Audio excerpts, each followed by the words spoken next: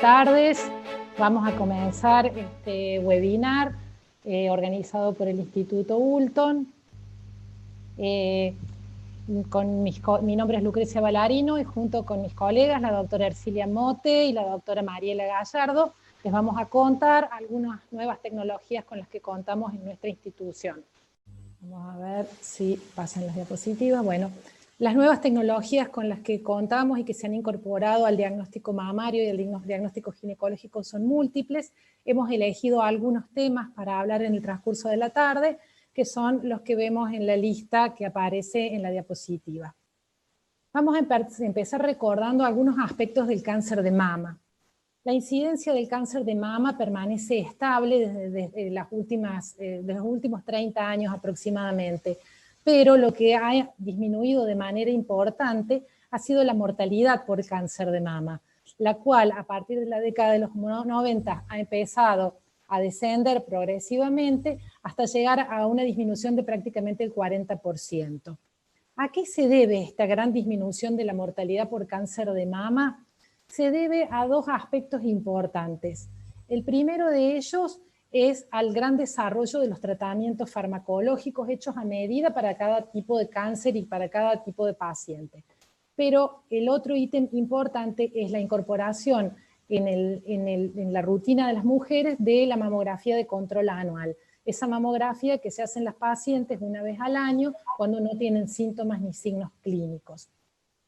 Y al desarrollo de otras tecnologías como la resonancia magnética, la tomosíntesis, el ultrasonido, que se han ido incorporando a la batería de elementos con lo que nosotros hacemos diagnóstico preciso de las pacientes pasibles de tener cáncer de mama. ¿Qué es lo que ustedes ven en esta imagen? Cuando yo muestro esta imagen, todo el mundo contesta rápidamente, son todos osos. La pregunta que sigue es, ¿son todos iguales estos osos? La verdad que lo único que tienen en común es el nombre de osos. Tenemos un oso blanco que come pescado, tenemos un oso negro que es carnívoro, tenemos el panda que es herbívoro, el oso hormiguero. En realidad son todos diferentes. Bueno, lo mismo que pasa con los osos, pasa con el cáncer de mama. Cualquier especialista en imágenes mamarias que vea esta imagen no tendría ninguna duda de decir que se trata de cánceres de mama, pero son todos diferentes. Algunos son nódulos, otros son asimetrías, otros tienen microcalcificaciones, otros son imágenes irregulares. Por lo tanto, si bien son todos cánceres de mama, estos cánceres de mama son todos diferentes entre sí. Y van a tener manifestaciones imagenológicas distintas y van a ser como los osos polares y los osos de diferentes clases, distintas formas, distintos colores y distintas maneras de presentación. Lo mismo nos ocurre con algunos cánceres de mama, como los que no se ven por mamo y que se ven por ecografía, que también son todos diferentes entre sí. Esto ocurre porque el cáncer de mama es una enfermedad que tiene un solo nombre, el nombre de cáncer de mama, pero son muchas enfermedades bajo el mismo nombre que afectan a la glándula mamaria. Y que si uno los evalúa histológicamente, algunos son ductales, otros son lobulillares, algunos son de bajo grado, otros de grado intermedio o alto, algunos expresan receptores hormonales, otros no, algunos tienen altos índices de proliferación y se van a clasificar de distinta manera. Y al clasificarse de distinta manera, ellos van a tener distintos tratamientos y distintas manifestaciones imagenológicas. Por eso es que los cánceres de mama son tan heterogéneos desde el punto de vista de las imágenes, tienen tan diferente evolución clínica. Hay pacientes que andan muy bien, hay pacientes que andan muy mal, hay pacientes que tienen recaídas locales, hay pacientes que tienen recaídas a distancia.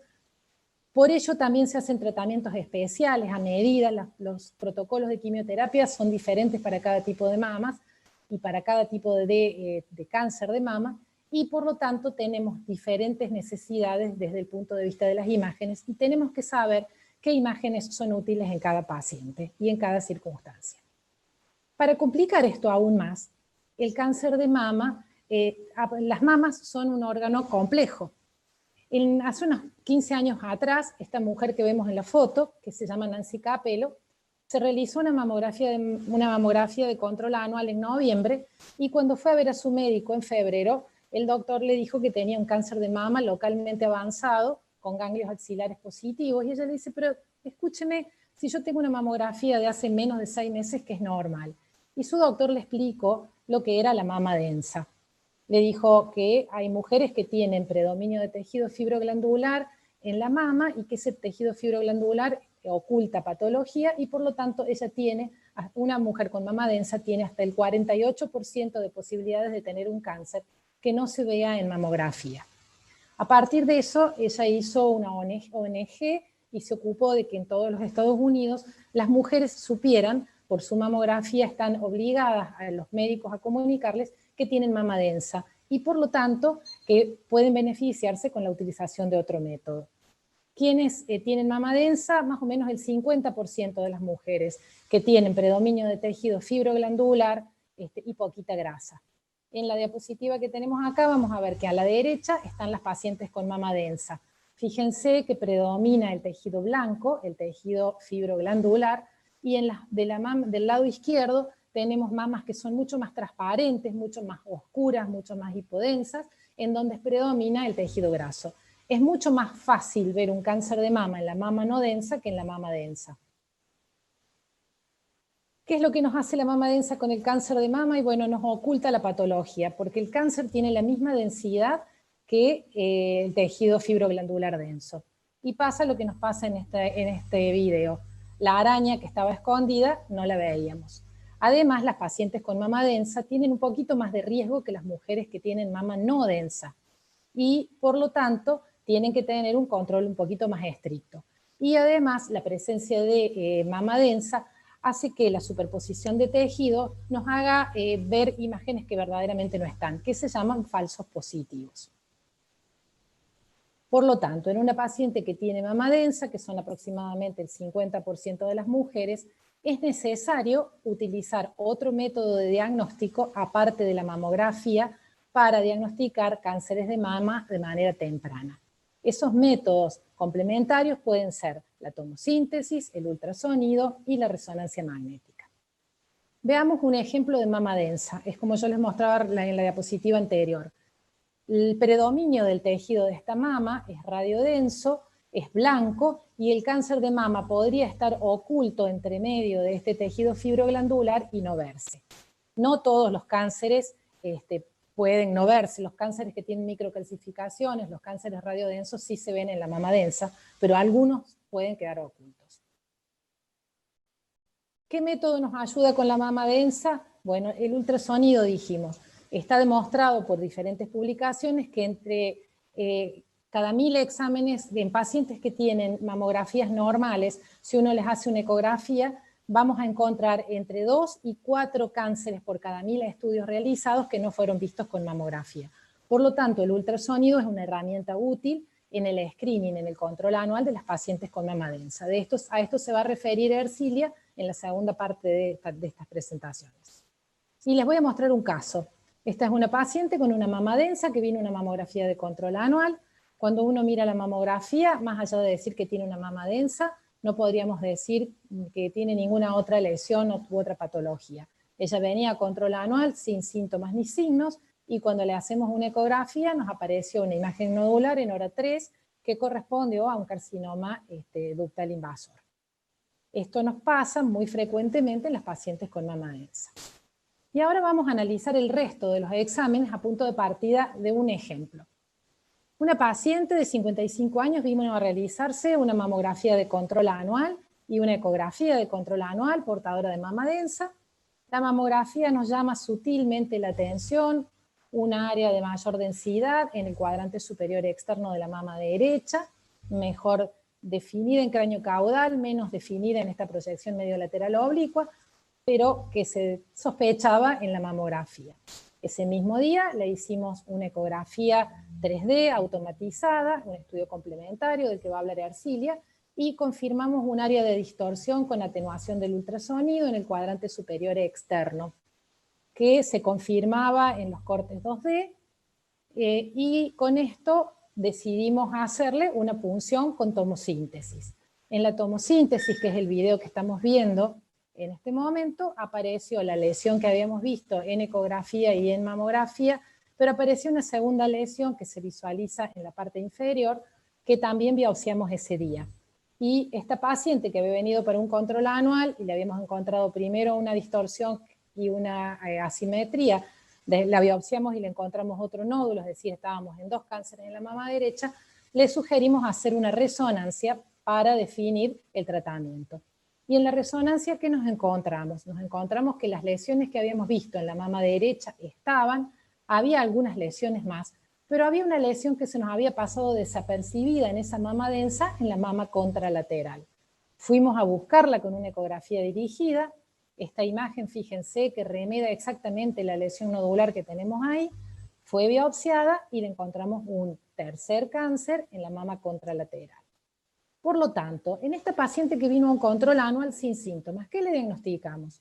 Era una paciente asintomática con un cáncer multicéntrico y bilateral.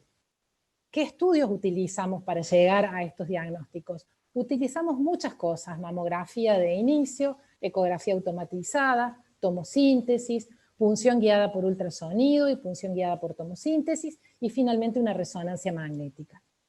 Por lo tanto, tuvimos que utilizar en ella muchas herramientas.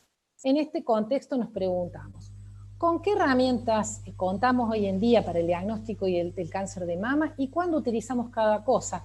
Porque la verdad es que es complejo saber qué es lo que necesitamos utilizar en cada paciente. Bueno, vamos a tratar de organizar un poco las ideas. Nosotros, cuando evaluamos pacientes para detectar un cáncer de mama en un estadio temprano, tenemos 2 grupos de pacientes. Las pacientes que vienen a control anual. Somos todas las mujeres que vamos a realizarnos una mamografía de control anual, que no tenemos síntomas. A partir de los 40 vamos una vez al año al ginecólogo y una vez al año a hacernos la mamografía. En este grupo de pacientes tenemos que utilizar lo que cueste menos y lo que sea más efectivo. Y por la medicina basada en la evidencia está probado que ello es una mamografía de control anual, o en reemplazo de la mamografía, ya vamos a ver adelante, la tomosíntesis, y la ecografía de screening, que se asocia cuando los pacientes tienen mamas densas. Ahora bien, las pacientes que tienen síntomas o signos clínicos, es decir, tienen un nódulo palpable, tienen secreción por el pezón, tienen un área de induración, tienen la piel engrosada, esas pacientes que tienen síntomas, o aquellas pacientes que se hicieron una mamografía o una ecografía de control anual y encontramos alguna anormalidad, en ellas es necesario utilizar todo lo que necesitemos, todo lo que tengamos a mano para que nuestro diagnóstico sea lo más certero posible, evalúe ambas mamas y que podamos obtener el diagnóstico de manera más rápida o más precoz, sin utilizar demasiado tiempo. Entonces, decíamos que en screening son aquellas pacientes que no tienen síntomas y que van a control anual, y que el primer método de screening probado entre el costo-beneficio es la mamografía. Bueno, hace aproximadamente unos 4 o 5 años en el mercado apareció una nueva herramienta, una herramienta que reemplazaría a la mamografía, que se llama tomosíntesis o mamografía 3D. ¿Qué es la mamografía o ecografía 3D? Vamos a ver. La tomosíntesis es una técnica en la cual evitamos la superposición de tejidos. Es un modo de adquisición 3D que nos permite estudiar la mama milímetro a milímetro. Para entender lo que es una tomosíntesis tenemos que partir de lo que es una mamografía. Lo que vemos acá es una mama de una paciente que está comprimida en el compresor para una mamografía.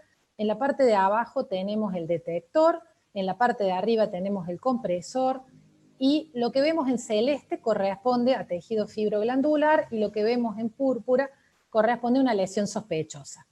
El haz de rayos X atraviesa la mama de arriba hacia abajo, va a atravesar la mama, van a modificar la cantidad de rayos que terminan de atravesar la mama, y estos rayos X que pasaron modificados van a ser detectados por el detector que está aquí abajo. Ese detector va a recibir toda la información y la va a superponer en una imagen como la que vemos acá. Es el caso de las sombras chinescas. Lo que nosotros vamos a ver es la sombra que está atrás. Vamos a ver los márgenes, pero no vamos a ver lo que conforma a esa sombra. Y para detectar un cáncer vamos a tener que buscar la patita que se escapa en el margen posterior del tejido fibroglandular, o vamos a tener que esperar que ese cáncer sea lo suficientemente denso para que podamos visualizarlos. Eso sería una mamografía 2D. Si nosotros, en lugar de tener una mamografía 2D, pudiéramos cortar la mama en capitas finitas, finitas de 1 milímetro de espesor, que fueran a recorrer toda la mama, en lugar de tener esto que vemos acá, que es una mamografía 2D, tendríamos un corte de 1 milímetro que va pasando a lo largo del tejido hasta que llega al lugar donde está el cáncer, que sería la imagen que vemos ahí. Eso es lo que hace la tomosíntesis. Lo que ustedes ven ahí es un video que va recorriendo milímetro a milímetro la mama en toda su extensión. Va separando la mama capita por capita. Y va a llegar un momento en el que vamos a haber llegado al sitio donde aparece una lesión que no habíamos visto con la mamografía 2D, que corresponde al corte que pasa justo por la lesión. De eso se trata la tomosíntesis. ¿Cómo se adquiere? En lugar de tener un haz de rayos X perpendicular que atraviesa la mama de arriba hacia abajo, tenemos un arco que moviliza, que gira el tubo de rayos X y que va a dar pequeños disparos de rayos de baja dosis en distintos ángulos que van a ser reconstruidos y transformados en este video de corte a corte, de cortes de 1 milímetro que atraviesan la mama, y una imagen que es parecida a una mamografía 2D que se llama mamografía sintetizada y que la reemplaza. Esta mamografía sintetizada es igual a la mamografía anterior, pero no necesita mayor dosis de radiación. Por lo tanto, cuando nos hacemos una tomosíntesis, vamos a obtener el video con los cortes finitos, corte a corte, que atraviesan la mama, y la mamografía que es sintetizada, que es similar a la mamografía anterior. Si nosotros tenemos que viajar de Córdoba a Buenos Aires, podemos viajar con este autito, que sería la mamografía, o podemos viajar con este autote, que sería la tomosíntesis. Vamos a viajar más cómodos, con mayor información, con mayor seguridad, y seguramente vamos a llegar más rápido al diagnóstico. ¿Por qué? Porque la tomosíntesis detecta hasta casi un 30% más de cánceres que la mamografía común. Los cánceres que detectan son sobre todo los cánceres invasores, que son los que nos interesa diagnosticar. Y además de eso, lo que hace al separar la mama capita por capita, hace que no tengamos imágenes falsas, imágenes creadas. Muchas pacientes y muchos estudios quedan categorizados como BIRATS 0 o BIRATS 0, que significa que hace falta otro estudio. Eso genera que las pacientes se pongan nerviosas, que tengan que volver a hacerse otro estudio, sacar otro turno, visitar a su médico ginecólogo para que le haga el pedido, el estrés, los gastos en obra social y salud. Bueno, eso con la tomosíntesis disminuye hasta un 40%. Por lo tanto, la tomosíntesis mejora la sensibilidad y la especificidad de la mamografía 2D. Y es un método que tiene mayor certeza en los diagnósticos. Les voy a mostrar un caso para que se lo recuerden. Una paciente de 47 años, control anual, mama densa, mamografía sintetizada, mamografía 2D, en la que no le vemos prácticamente nada. Y en la tomosíntesis, vamos a ver los videos que están corriendo, van a ver que en esta zona aparece una lesión que aparece ahí. Yo ya les voy a mostrar la capita, el corte donde se ve la lesión. Fíjense el margen de la lesión que había en esa región, que se confirma en la medio lateral oblicua. Y la fuimos a buscar con ecografía, la encontramos, le hicimos una ecografía con Doppler, pusimos una aguja, tomamos una muestra y la paciente tenía un carcinoma ductal invasor. Por lo tanto, ¿cuándo vamos a usar tomosíntesis? Siempre que podemos, en reemplazo de la mamografía 2D. Es una mamografía de mejor calidad. Si uno tiene la posibilidad de realizarse una tomosíntesis en lugar de una mamografía de control anual, o si uno tiene la posibilidad de pedir como médico derivante una tomosíntesis, siempre es mejor porque vamos a llegar en el auto más cómodo, con mayor información, con mayor seguridad. De la parte de ecografía automatizada va a hablar la doctora Mote cuando yo termine las dos partes que quedan. Ella va a hablar de la parte de screening con ultrasonido. Dijimos que había otro grupo de pacientes, las pacientes que tenían síntomas o signos o mamografías y ecografías de detección anormales, a las cuales había que hacerles estudios diagnósticos. Bueno, la batería de cosas que podemos usar en el diagnóstico son múltiples. Yo me voy a referir solamente a dos en virtud del tiempo. Vamos a hablar de la resonancia de mama y de las punciones mamarias, sobre todo de las guiadas por resonancia. Bueno, la resonancia magnética es un método que se utiliza desde hace aproximadamente 15 años en mama, pero las nuevas tecnologías y los resonadores de 3 Tesla nos han mejorado mucho la calidad y la sensibilidad y especificidad del método. Es un método de imágenes que no solo nos aporta información anatómica, sino que además nos informa sobre la vascularización y los cambios moleculares en el tejido. De control anual, esto en un grupo muy pequeño de anatomía de la paciente y orientar al cirujano o al médico derivante para planificar la terapéutica posterior. Veamos algunos ejemplos y algunas imágenes, sobre todo una paciente en control anual que vino y tenía unas mamas con prótesis, una imagen nodular sutil de baja densidad pero sospechosa en proyección axilar de la glándula mamaria izquierda, la buscamos con ecografía y la encontramos. Esta paciente dejó de ser una paciente de screening para ser una paciente de diagnóstico. En el ecodoppler tenía vascularización y le hicimos una resonancia. En la resonancia tenemos las secuencias morfológicas que nos permiten localizar exactamente en qué lugar de la mama está. Vemos que está en contacto con la fascia del músculo, pero que no lo infiltra. Le dimos color a la secuencia dinámica, ahí lo vemos en color púrpura, y vemos la imagen donde se proyecta en la mama, la distancia que tiene con el pezón, y pudimos hacer las curvas dinámicas de las que hablábamos, el análisis cuantitativo, el wash-in, que es la velocidad con la que el contraste llega, y vemos que la curva es rápida temprana y es tardía en meseta.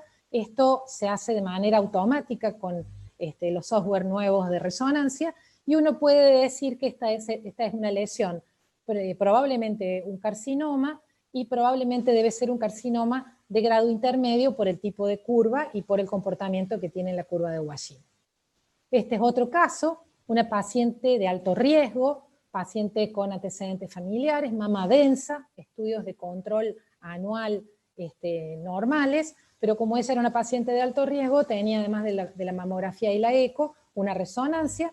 En la resonancia se vio una imagen nodular, un realce nodular, sutilmente lobulado, con tabiques internos que no realzan. El realce parecía precoz y nos pareció que se trataba de una lesión sospechosa. Acá vemos la reconstrucción 3D con transparencia y coloración de la lesión. Le agradezco al licenciado Russo, que es el que la procesó. Y acá vemos las curvas dinámicas en las cuales podemos definir el wash-in, el wash-out, y los índices de transferencia, y en la curva vemos que la lesión tiene un realce rápido, pero el tardío es progresivo.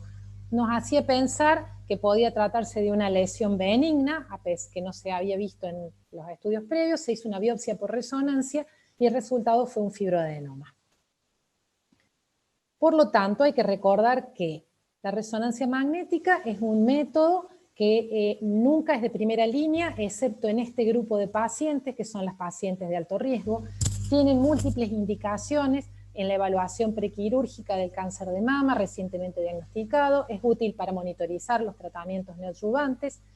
Es útil en pacientes con implantes mamarios, cuando sospechamos un carcinoma de mama oculto porque la paciente debutó con metástasis, cuando sospechamos recaída local y cuando no podemos resolver problemas diagnósticos con los restantes exámenes complementarios como la mamografía y la ecografía, que no son concluyentes. La resonancia magnética ha venido para quedarse y estamos incorporando prácticamente de rutina en las pacientes con el cáncer de mama. Vamos a pasar a la última parte de mi presentación.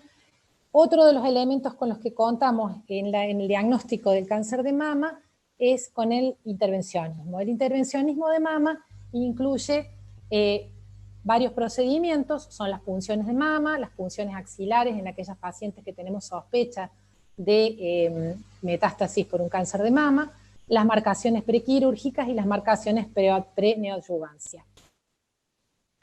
Las biopsias percutáneas han reemplazado las biopsias quirúrgicas. Está probado por la medicina basada en la evidencia que la biopsia percutánea es el método de diagnóstico a utilizar cuando necesitamos conocer la anatomía patológica de una lesión.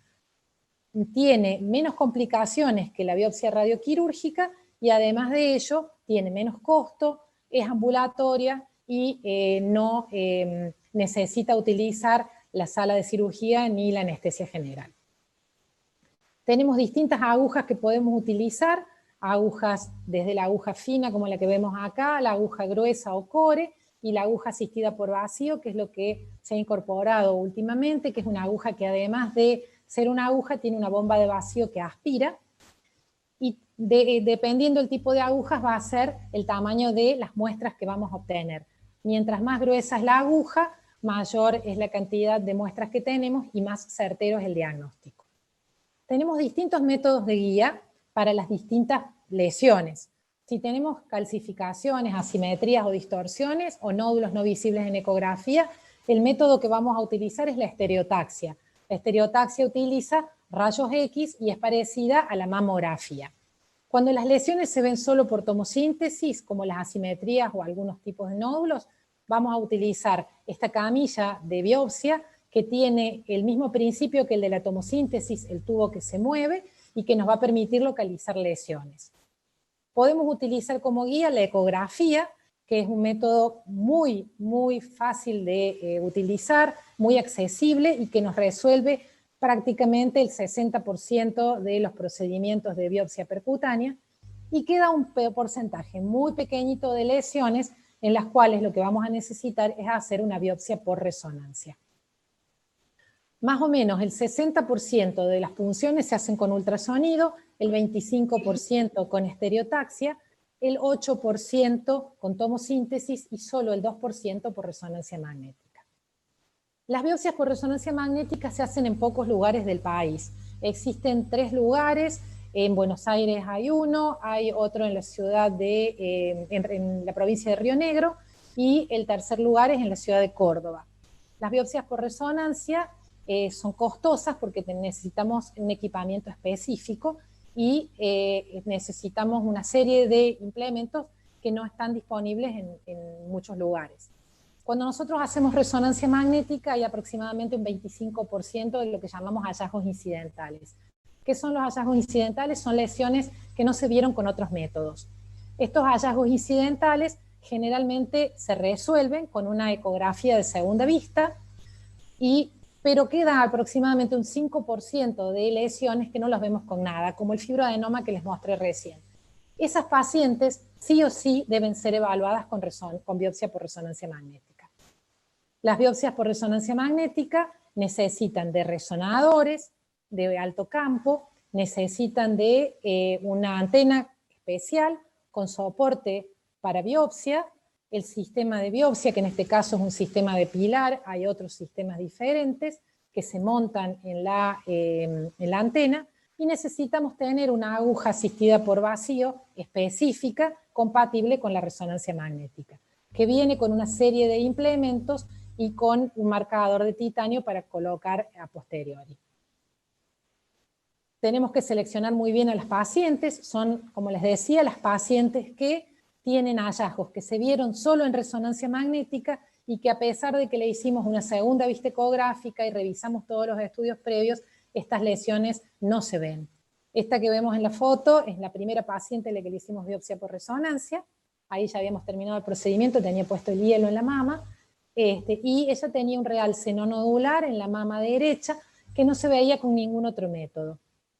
Ahí las estamos posicionando en el resonador, le ponemos unos auriculares para que se relaje, escuche la música que prefiere, se conecta a la bomba inyectora de gadolinio y se localiza la imagen. Una vez localizada la imagen, hacemos las coordenadas que se hacen con un software especial del resonador y limpiamos la piel, anestesiamos, y con esa guía con números, esa guía reglada y el punzón, localizamos la lesión.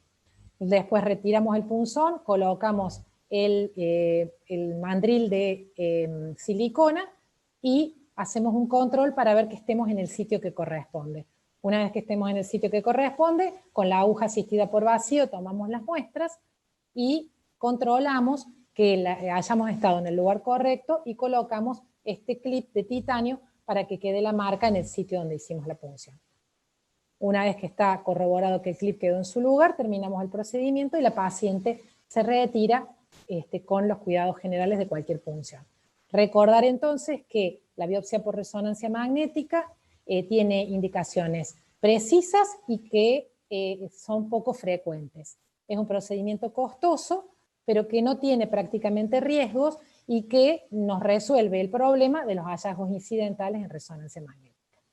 Yo termino mi presentación recordándoles entonces que el cáncer de mama es una enfermedad que tiene un solo nombre, pero que son muchas enfermedades distintas que afectan a la mama.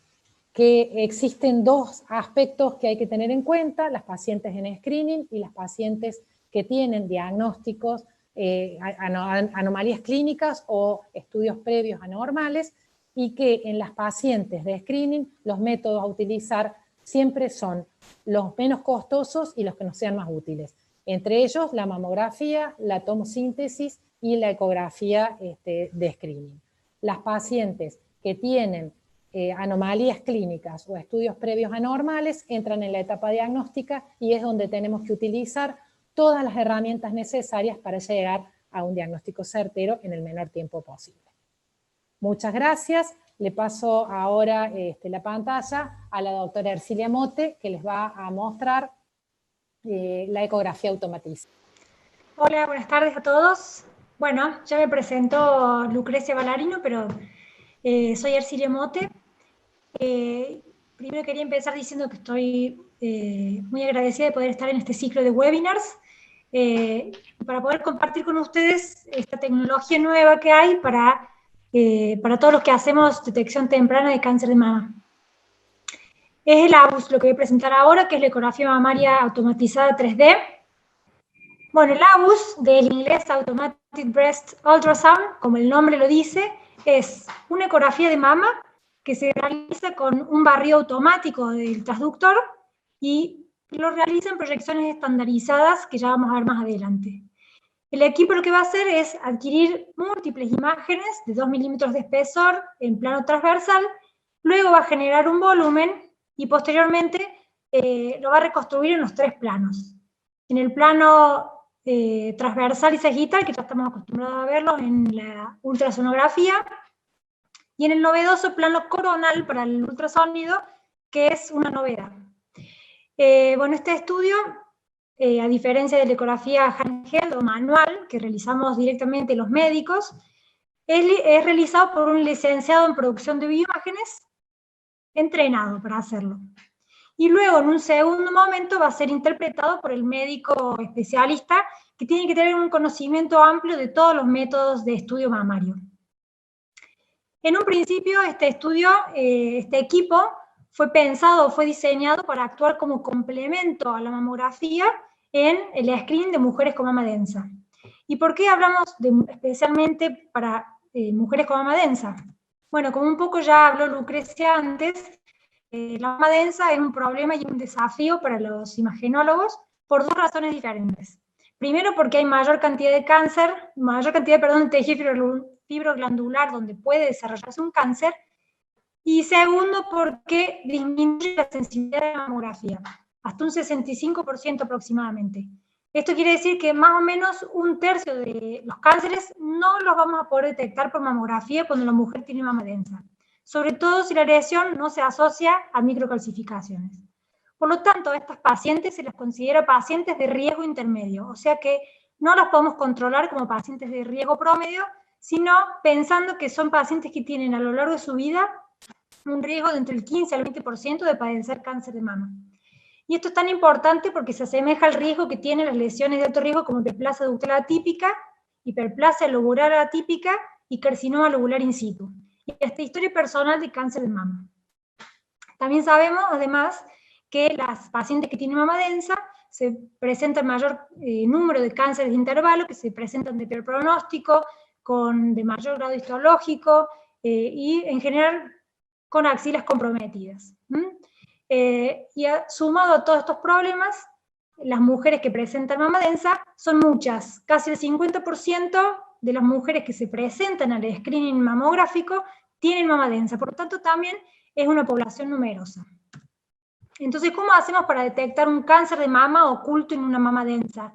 Bueno, el ultrasonido es una de las herramientas que tenemos, en donde vamos a ver un cáncer que se ve hipoecogénico, o sea, se ve negro, rodeado de un parénquima muy denso, pero que se ve blanco, se ve ecogénico. A diferencia de la mamografía, como dijo la doctora Valarino, que el cáncer se ve también blanco, por lo tanto se confunde con el tejido.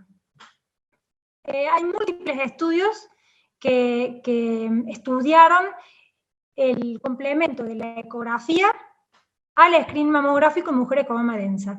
Y todos, en mayor o menor medida, demostraron que la ecografía, el ultrasonido, detecta cánceres adicionales que no se pudieron detectar por la mamografía. Combinando la mamografía digital directa con el ultrasonido, la sensibilidad del diagnóstico aumenta un 97%. Y estos cánceres que se detectan por ultrasonido son clínicamente significativos. ¿Qué quiere decir esto? Que son invasores, que son de pequeño tamaño y que se presentan en estadios bajos. Entonces, estamos en un contexto en el que hay nuevos protocolos de screening que recomiendan evaluación ecográfica complementaria en estas mujeres, en estas pacientes que tienen mama densa, que recordemos que es una población numerosa. Por lo tanto, hay un aumento en la demanda de la ecografía mamaria. Los médicos especialistas que hacemos ultrasonido mamario no damos abasto para este aumento de la demanda, y encima es un estudio que genera mucho tiempo médico para realizarlo, y a su vez tiene problemas porque es un método un poco operador dependiente. Por lo tanto, el médico debe ser muy especializado para poder hacer un buen estudio. Entonces necesitamos un método que no solo nos ayude a mejorar la dinámica de trabajo para poder dar abasto con la demanda, sino que a su vez necesitamos un método que sea menos operador dependiente, por lo tanto que sea más reproducible. Y bueno, y aquí es donde entra el ABUS. El ABUS fue un equipo pensado justamente para poder dar con la demanda aumentada del ultrasonido. Y detecta cáncer que es invasor y que está oculto en la mamografía en las mujeres con mama densa que se presentan al screening asintomáticas. Y pretende hacerlo con una dinámica de trabajo mucho mejor, ya que separa el momento de la adquisición del estudio del momento de la interpretación médica. Y a su vez, como hace proyecciones estandarizadas y el 100% de las imágenes que hacemos quedan disponibles para futuras revisiones, entonces disminuye esta variabilidad interobservador. Bueno, hay muchos estudios también que estudiaron justamente el screening complementario del ABUS a la mamografía en mujeres con mamas densas, y todos afirman que el ABUS tiene el poder de la ultrasonografía manual de detectar cánceres adicionales. Hay uno en particular, el de SOMO Insight Study, que es un estudio muy grande, un estudio prospectivo, multicéntrico, que fue dirigido por la doctora Rachel Brem y el doctor Laszlo Tabar, en donde incorporaron a su estudio más de 15.000 pacientes que llegaban al screening, que tenían mama densa, y las incorporaron independientemente de si tenían o no riesgo alto de cáncer de mama. De todos los cánceres detectados por en este estudio, casi el 27% de los cánceres fueron detectados solamente por ABUS, de los cuales el 93% fueron carcinomas invasores. Por lo tanto, podemos concluir, según la bibliografía, que el ABUS detecta cáncer no visto en mamografía, y que con la combinación de la mamografía digital directa más el ABUS para estudiar justamente las mujeres asintomáticas que vienen al screening con mama densa, es de aproximadamente de 2 a 7,7 cánceres adicionales por cada 1.000 mujeres tamizadas. Y estos cánceres detectados también fueron invasores, fueron de pequeño tamaño, sé que la mayoría fueron menores a 10 milímetros, y la gran mayoría se presentaba en estadios mucho más bajos. Casi el 67% fueron estadios 1A y 1B. Por lo tanto, cánceres de mejor pronóstico. También hubo un había una pequeña disminución del valor predictivo positivo y la especificidad, pero con la experiencia del operador iba aumentando un poco. Bueno, vamos a hablar un poco del equipo en sí. Esta es una de nuestras salas de ABUS. Vemos que el equipo se coloca en la cabecera de la camilla con el brazo móvil hacia la mujer. La licenciada en bioimágenes va a colocar a la paciente en posición supina con el brazo hacia arriba, va a colocar un gel especial, que es un gel más denso, que tiene menos burbujas en su estructura, así produce menos artefactos la imagen. Luego apoya el cabezal, que tiene el transductor, sobre la mama y genera 3 niveles diferentes de compresión según la tolerancia de la paciente. Aquí vamos a ver un pequeño videíto del barrido. Vemos acá el barrido de la mama, vemos que se utiliza un transductor que es más ancho, tiene 15 centímetros de ancho versus 7 centímetros aproximadamente, que es el ancho que usamos en la ecografía manual. Va tomando múltiples, miles de imágenes en plano transversal, luego va a reconstruir rápidamente en los 3 planos, inclusive el coronal. Una vez que se termine el barrido, el equipo descomprime automáticamente la mama. Lo vamos a ver. El licenciado lo que hace después es poner la referencia del pezón y se fija si el estudio está correctamente realizado. En cada mama se realizan 3 proyecciones estándar. Cada proyección se realiza como la que vimos en el video de recién. Las 3 proyecciones son antero-posterior, que va a examinar la región central y cuadrantes inferiores de la mama, una proyección lateral, que se va a centrar más en los cuadrantes externos y superiores de la mama, y una proyección medial, que va a estudiar sobre todo cuadrantes internos e inferiores. Si juntamos las 3 proyecciones, podemos ver que la totalidad de la glándula mamaria fue escaneada con este método. Si por alguna razón anatómica o por otras cuestiones hace falta una proyección adicional, se puede hacer sin ningún problema. Una vez terminado el estudio, pasa automáticamente a una estación de trabajo en donde los médicos vamos a poder analizar o ver las imágenes en las distintas proyecciones en forma sincrónica, y vamos a poder analizar las imágenes simultáneamente en los 3 planos del espacio. Aquí, por ejemplo, tenemos un ejemplo en donde vemos esta proyección coronal, que es la novedosa, esto no sé si lo habían visto anteriormente, y arriba tenemos la proyección transversal y sagital, que son las que estamos acostumbrados a ver. A medida que yo me muevo en el plano coronal, también se mueve y me muestra exactamente el mismo punto en las otras 2 proyecciones. Así podemos hacer una buena caracterización en los 3 planos, una caracterización morfológica de las lesiones. El equipo nos otorga también un esquema en el que nos dice qué mama estamos viendo, qué proyección, e inclusive nos otorga información automática sobre la localización en horas, la distancia al pezón y la distancia a la piel en la que estamos. Así bien, si marcamos una lesión, por ejemplo esta, nos dice automáticamente a qué hora se encuentra, y las otras 2 referencias también. Quisiera hacer hincapié de nuevo en la proyección coronal, que nos otorga una visión mucho más panorámica de la mama.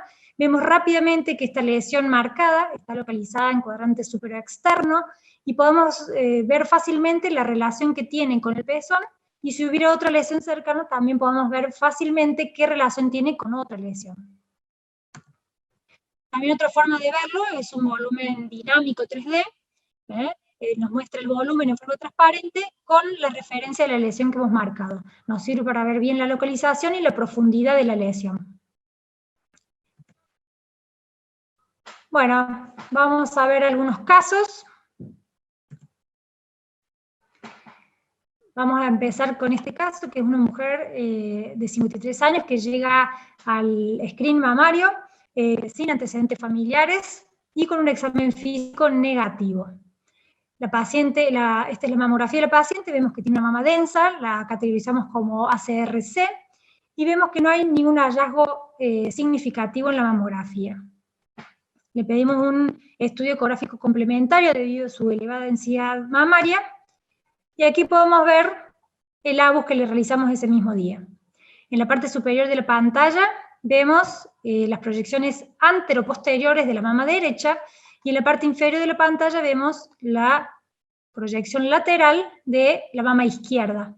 Vemos que hay múltiples imágenes nodulares, están todas marcadas, medidas, a todas se le hace referencia de la localización, de la distancia que tienen al pezón, y quisiera remarcar que ninguna de estas lesiones se veía en la mamografía. Por lo tanto, corroboramos que el ABUS puede detectar lesiones que no se ven en la mamografía cuando hay mama densa. Bueno, este es un segundo caso, una mujer de 60 años, también llega al screening, sin antecedentes familiares para cáncer de mama, con un examen físico negativo. Esta mujer tiene áreas de elevada densidad dispersa en la mama y se le solicita un estudio ecográfico complementario. Le realizamos el ABUS el mismo día y aquí está su proyección, su plano coronal, y del lado derecho de la pantalla vemos el plano transversal. Vemos aquí una lesión nodular, irregular, de márgenes espiculados que se ven muy bien en la proyección coronal. Podemos ver bien la relación que tiene esa lesión con el pezón, podemos ver bien que está localizada en hora 1. En el plano transversal podemos también ver que tiene atenuación posterior del ultrasonido. Por lo tanto, una lesión con morfología sospechosa. Abajo, en la parte de abajo de la pantalla, vemos la ecografía Hangel que se realizó el mismo día, y vemos que realmente podemos ver exactamente las mismas lesiones. Esta paciente fue categorizada como Weirachs 4C, fue biopsiada y la anatomía patológica arrojó un carcinoma ductal invasor. Quisiera hacer una aclaración de que esta lesión medía 6-7 milímetros de diámetro. Otra mujer, también que llega al screen mamario, asintomática, con un examen físico negativo, y vemos que tiene una mama densa. La categorizamos como ACRC, no vemos ninguna lesión significativa en esta mamografía, y debido a su elevada densidad mamaria, le solicitamos una ecografía complementaria. Le realizamos el ABUS. Aquí vemos en las tres proyecciones el plano coronal.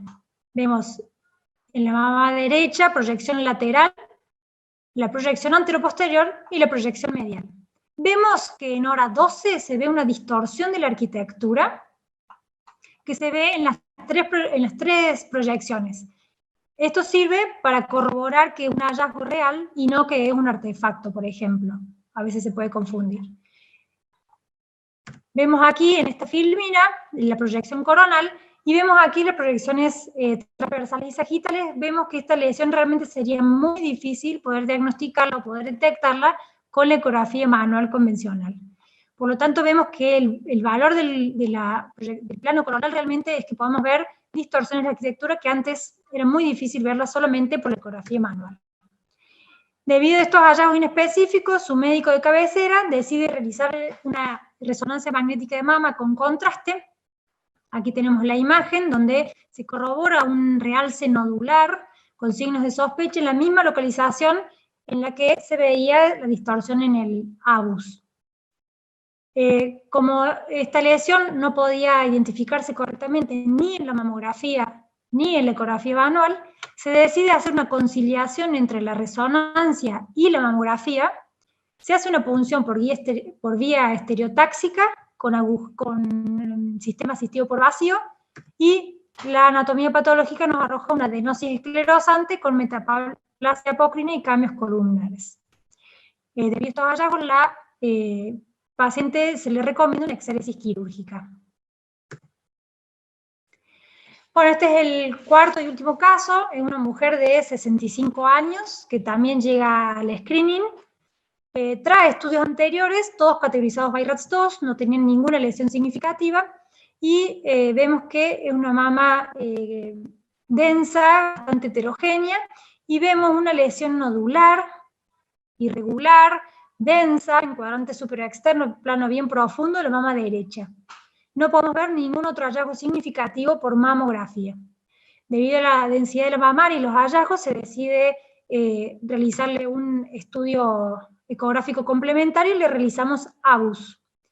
En el ABUS podemos ver en la parte izquierda de la pantalla una imagen nodular, casi de 3 centímetros, en correspondencia con la imagen nodular que habíamos visto en la mamografía.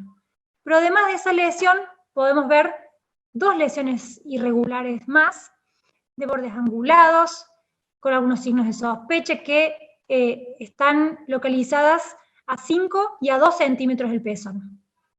Estas lesiones también tienen características sospechosas. Aquí vemos una proyección dinámica en la que podemos ver panorámicamente la localización de las 3 lesiones y la relación que tienen entre sí, y la profundidad a la que se hallan las mismas. Pero el caso no termina ahí. Este es la exploración de la mama izquierda, donde también podemos ver otra lesión nodular irregular de márgenes angulados, localizada en cuadrante superinterno de la mama izquierda, hora 10:30, a 7 centímetros del pezón. Miren cómo se ve en la proyección transversal, también sería bastante difícil poder detectarla en la ecografía manual. Que también esta lesión tiene signos de sospecha, por lo tanto se le recomendó a esta paciente una punción biopsia de las dos mamas. Si da estos hallazgos y a la bilateralidad de los hallazgos, se le recomienda una resonancia magnética con contraste previo a la biopsia. Aquí tenemos la resonancia magnética, donde vemos las secuencias sustraídas, y vemos realces nodulares en el mismo sitio donde se veían en el AUS, tanto en la mama derecha como el de la mama izquierda. Se realiza punción biopsia con aguja core de ambas mamas y arroja un carcinoma ductal invasor tipo no especial, moderadamente diferenciado, en las dos mamas y con componente in situ en la mama izquierda. Por lo tanto, podemos darnos cuenta también que con el AUS podemos detectar multifocalidad, multicentricidad y bilateralidad. Como conclusión, y para cerrar este tema de la ecografía automatizada, quería recordar que entonces el screening de mama debe ser individualizado. Si nos llega a nuestro consultorio una paciente que tiene mama densa, tenemos que sí o sí pedirle un estudio complementario a la mamografía para su screening. Y el AUS es una herramienta muy eficiente para detectar cáncer de mama que esté oculto en una mujer asintomática con una buena performance diagnóstica. Bueno, muchas gracias. Las dejo ahora con la doctora Mariela Gallardo, que va a hablar sobre nuevas tecnologías y avances en reproducción y ginecología. Yo les voy a hablar sobre avances en reproducción. Bueno, con la incorporación de nuevas tecnologías, el Departamento de la Mujer cuenta con ecógrafos de alta gama, con transductores volumétricos, endocavitarios y convexos, que nos permiten optimizar la adquisición de las imágenes y, por lo tanto, arribar a diagnósticos muy certeros. ¿Qué estudios podemos realizar con estas nuevas adquisiciones? Realizamos ecografía funcional del piso pélvico, todo lo que respecta al abordaje imagenológico de las pacientes que presentan trastornos de su fertilidad, evaluación de la cavidad endometrial y reconstrucciones con técnica 3D de malformaciones uterinas. ¿Qué es una ecografía del piso pélvico y cómo se realiza? Es una ecografía que se realiza con un transductor convexo vía translabial, transperineal, es decir, que el transductor cubierto de gel y de un film se apoya sobre los labios de la vulva, ejerciendo una presión continua, pudiendo examinar desde la sínfisis del pubis hacia el canal anal en reposo y en maniobras de Valsalva, todo el piso pélvico en su, digamos, estructura y en su dinámica. Evaluamos la vulva e introito, los compartimentos anterior, medio y posterior, canal anal, esfínter anal, y en el compartimento posterior la presencia de rectocele, descenso perineal, traumas y avulsión. Aquí es importante brindarle a la paciente que se encuentra en posición ginecológica, acostada, la comodidad para que ella pueda relajarse, porque los síntomas pueden aparecer durante el estudio, como es la pérdida de orina o la falta de continencia defecatoria, entonces ella tiene que encontrarse en un ambiente relajado y de comodidad. ¿En quiénes estaría indicado? Justamente en pacientes que presentan incontinencias de orina al esfuerzo, trastornos defecatorios, o en aquellas pacientes que han sido sometidas a correcciones quirúrgicas para evaluación de mallas y slings y también de celes.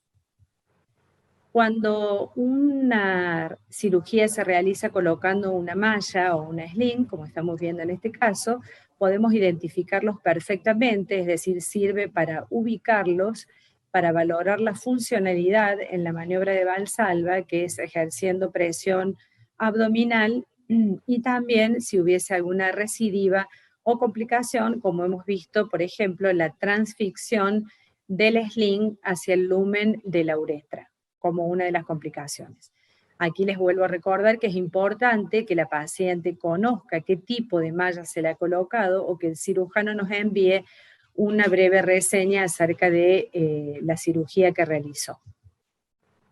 En lo que respecta a reproducción, realizamos valoración de reserva ovárica en 3D, valoración de la inducción, es decir, la respuesta en aquellas pacientes que son sometidas a tratamientos de inducción con drogas, y podemos evaluar cómo va respondiendo ese tratamiento, volumen endometrial, Doppler de arterias uterinas y de endometrio, reconstrucciones en 3D de anomalías congénitas, evaluación de la patología endocavitaria y caracterización de miomas y adenomiosis. Aquí me detengo un momentito para explicarles la importancia de caracterizar en 3D a los miomas y a los focos de adenomiosis, porque muchos de ellos, si bien es una lesión banal, tienen un componente netamente mural y no conllevan, digamos, complicaciones a la hora de buscar embarazo. Pero otros tienen componentes mixtos, es decir, submucosos, y al ocupar parte de la cavidad sí puede ser una complicación. Entonces es importante identificarlos y clasificar qué componente tiene ese mioma o ese foco de adenomiosis. Digamos, ¿cómo comenzamos un examen de rutina 3D para evaluación de la fertilidad?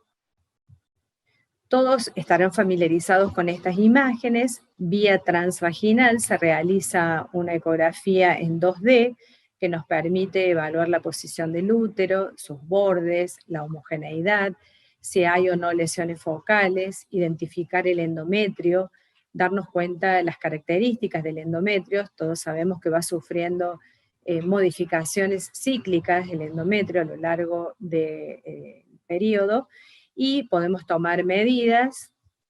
Luego acudimos a la tecnología 3D, esta herramienta tan valiosa, y obtenemos esta imagen tan bonita, tan anatómica, de la cavidad endometrial, que nos permite además realizar mediciones en el caso de que la paciente presente alguna anomalía que requiera de alguna corrección quirúrgica.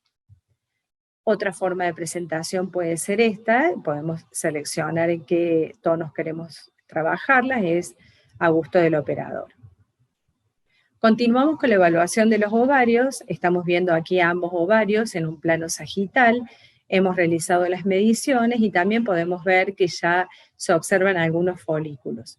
Pero solo tenemos dos planos, y lo bueno de incorporar tecnología 3D es la obtención del plano coronal, que nos permite hacer un recuento más fidedigno sin subestimar la cantidad de folículos que presentan ambos ovarios. Esta es la manera en que el software que tiene incorporado el equipo nos hace el recuento folicular, y podemos informarle al médico derivante no solo la cantidad de folículos, sino que además nos ordena de mayor a menor el tamaño y también los volúmenes. Hacemos lo mismo con el ovario contralateral. Esta es la presentación. Como verán, están todos numerados, y luego le enviamos un reporte comparativo donde están expresados en número total hacia la derecha y hacia la izquierda, y de mayor o menor ordenados en milímetros y en volúmenes, que son datos muy útiles para el médico reproductólogo o para aquellas pacientes que quieren valorar o conocer su suficiencia ovárica, por así llamarlo. El volumen endometrial forma parte también del estudio, está expresado en centímetros cúbicos. Es muy importante evaluar el endometrio porque sabemos que tiene un rol fundamental en la receptividad de los embriones. Entonces, lo expresamos en volumen en centímetros cúbicos y forma parte del informe médico. Bien, en lo que respecta a la evaluación de la patología de la cavidad endometrial y la patología, digamos, endocavitaria, no solo utilizamos la tecnología 3D, sino que utilizamos una herramienta muy valiosa que es la histerosonografía. Muchos de ustedes ya la conocen. Es un estudio realizado bajo guía ecográfica, muy bien tolerado por la paciente, que nos permite colocar, previa colocación de una espécula e identificación del cuello, nos permite introducir una sonda siliconada blanda, doble vía, en el cuello del útero e instilar solución salina en la cavidad endometrial para poder distenderla adecuadamente y poner de manifiesto, como en este caso, lesiones endocavitarias que pueden pasar desapercibidas con una ecografía 2D. En este caso se trata de dos pólipos, uno en la lámina anterior y otro en la lámina posterior, y luego los reconstruimos y tenemos una perfecta correlación entre lo que es la histerosonografía y la reconstrucción 3D de la misma paciente.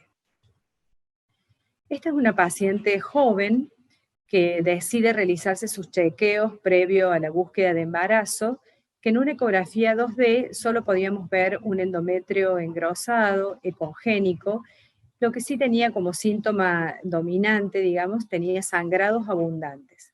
La ecografía 2D no nos aportaba más que esa información, entonces con muy buen criterio su médico derivante decide explorar un poquito más el endometrio.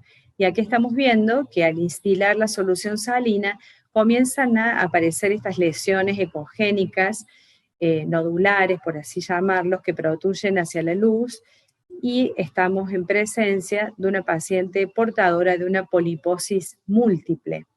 ¿Sí? Esto nos permitió la histerosonografía porque desplegó las láminas del endometrio y nos puso de manifiesto las lesiones. Las caracterizamos, las medimos, el histeroscopista puede trabajar tranquilo sobre esos datos y luego nos la reenvía para evaluar la indemnidad de la cavidad. En otras circunstancias también aparecen pacientes por control, asintomáticas, y por ejemplo tenemos aquí una imagen en donde estamos viendo que en un corte transversal de una ecografía 2D nos aparecen en pantalla dos complejos endometriales.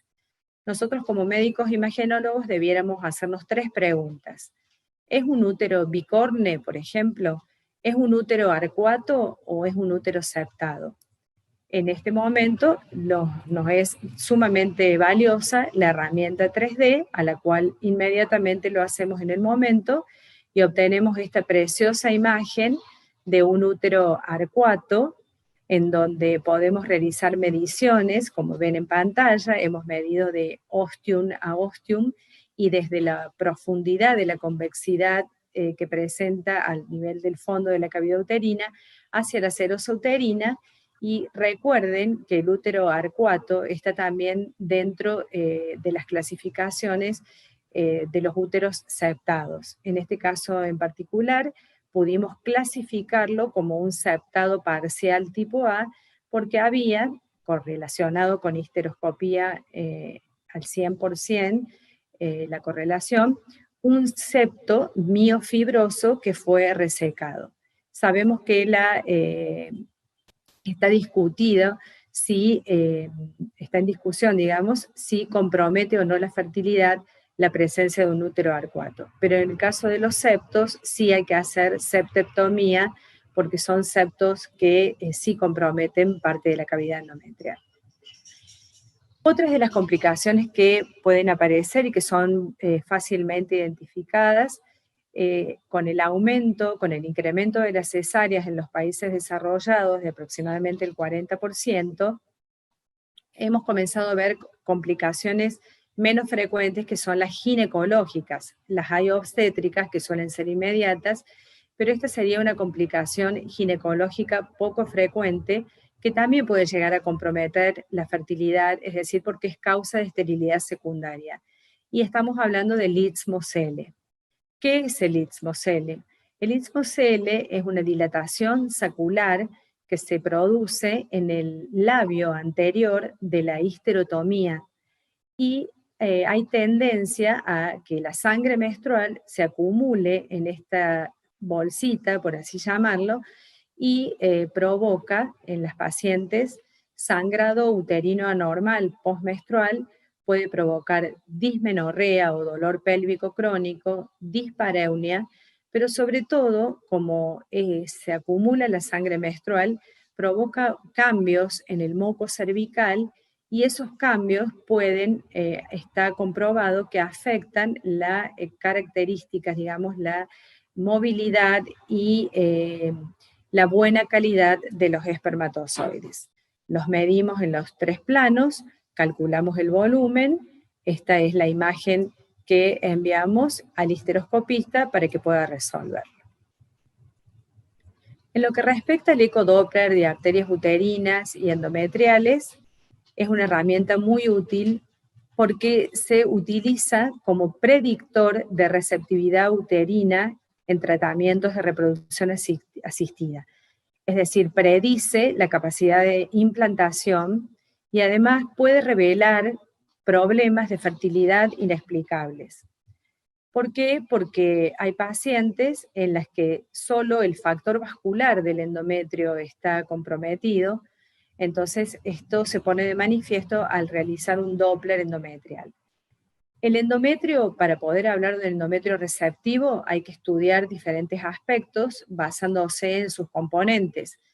Hay componentes celulares, bioquímicos, genéticos moleculares, inmunológicos. Nosotros nos ocupamos del componente vascular.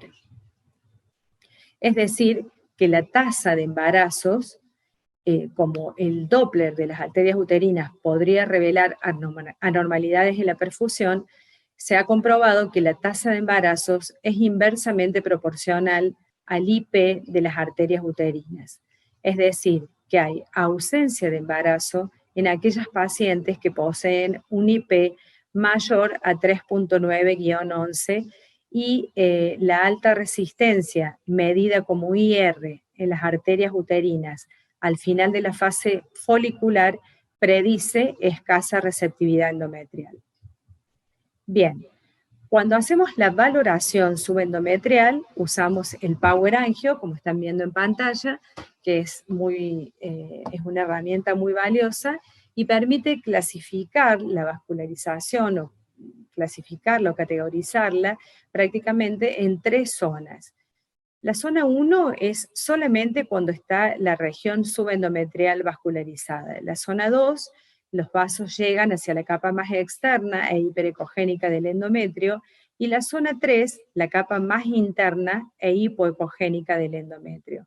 Es decir, que el flujo sanguíneo subendometrial podría ser el pronóstico más importante. En el año 2000 se publicaron 2 trabajos interesantes de Sher y colaboradores, en los cuales proponen que se utilice el sildenafil en tabletas vaginales en pacientes con pobre flujo, pobre vascularización endometrial y subendometrial para poder mejorar esa vascularización uterina. Entonces, aquellas pacientes, se tomó un volumen de pacientes que fueron sometidas a tratamientos con sildenafil y se lograron excelentes resultados porque lograron bajar los IP, nosotros de hecho lo vemos en la práctica diaria, les hacemos los Doppler previos al tratamiento y posterior al tratamiento, y es significativo las modificaciones que sufren los IP en las arterias uterinas y cómo mejora la perfusión endometrial, en donde logramos ver logramos ver hasta al menos 4 vasos penetrantes hacia la capa basal del endometrio, que sería la circunstancia ideal para decir que un endometrio está bien perfundido. El factor endometrial es uno de los aspectos más estudiados actualmente en la reproducción asistida. En un encuentro de latinoamericanos que estuve hace poco tiempo, todos concluyen en que el futuro de los embriones está en el endometrio. Entonces, en la actualidad se intentan mejorar los resultados no solo en lo que es la parte vascular del endometrio, sino en el estudio de las alteraciones inmunológicas, endometriales y sobre todo vasculares. En los inicios de la implementación del Doppler se ha planteado la hipótesis de que un flujo sanguíneo uterino escaso, reflejado por un déficit en las arterias uterinas, es una causa de infertilidad y está presente en las mujeres estériles. Bueno, la ecografía transcavitaria 3D, como hemos visto, y la histerosonografía 3D son herramientas que han llegado para ser utilizadas en la valoración de la patología ginecológica y en la valoración de las pacientes con trastornos de su fertilidad. Y la ecografía Doppler color es una indicación ineludible para optimizar el momento de la transferencia embrionaria. Queremos agradecerle en lo particular que nos hayan acompañado y invitarlos al próximo miércoles 17 a las 19 horas para el módulo de cardiología con nuestros compañeros. Bueno, muchas gracias, quedamos a disposición para preguntas que puedan surgir. No sé si estamos, doctora Ballarino, doctora Mote, ¿están conmigo?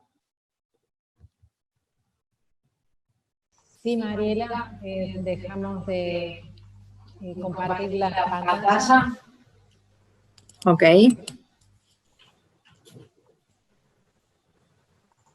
Bueno, ahí en el chat un par de preguntas, sobre todo de ABUS. Preguntan si el ABUS se puede hacer Doppler y si qué hacemos con las lesiones que se ven en ABUS y necesitamos punzarlas.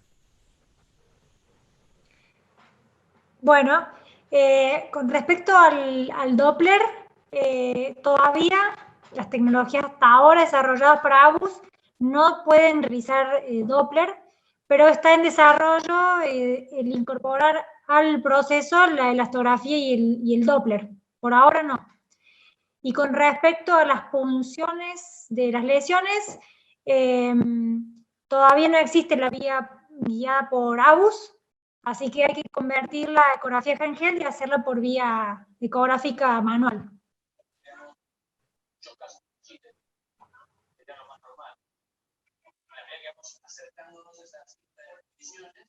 A la doctora Gallardo le preguntan si ¿cuándo tienen que pedir ecografías 3D en las pacientes que no necesitan tratamiento de fertilidad.